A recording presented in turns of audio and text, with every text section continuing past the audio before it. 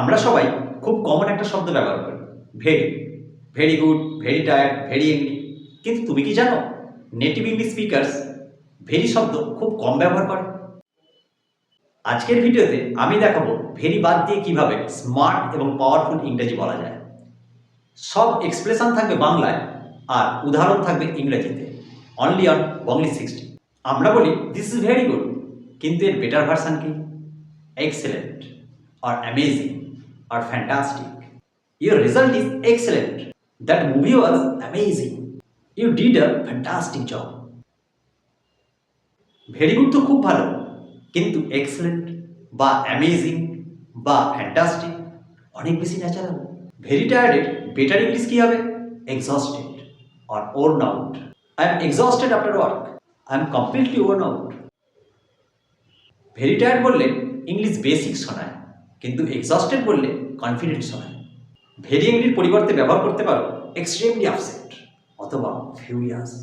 I am extremely upset right now. He was furious about the mistake. Furious মানে প্রচণ্ড রেগে যাওয়া। Very হ্যাপির পরিবর্তে ব্যবহার করতে পারো ডিলাইটেড বা over the moon. I am delighted to meet you. I am over the moon today. Very হ্যাপির পরিবর্তে ওভার দ্য মুন বললে ইংলিশ স্টাইলিশ শোনায়।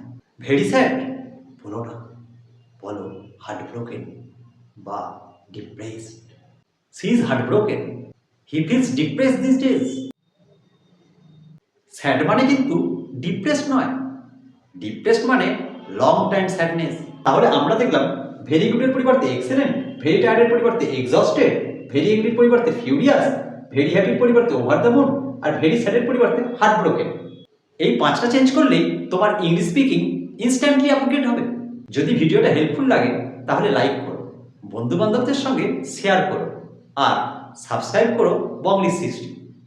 কারণ আমরা এখানে শিখি টেক্সট বুক ইংলিশ না, real life spoken English. Speak less, speak smart. This is বংলি 60।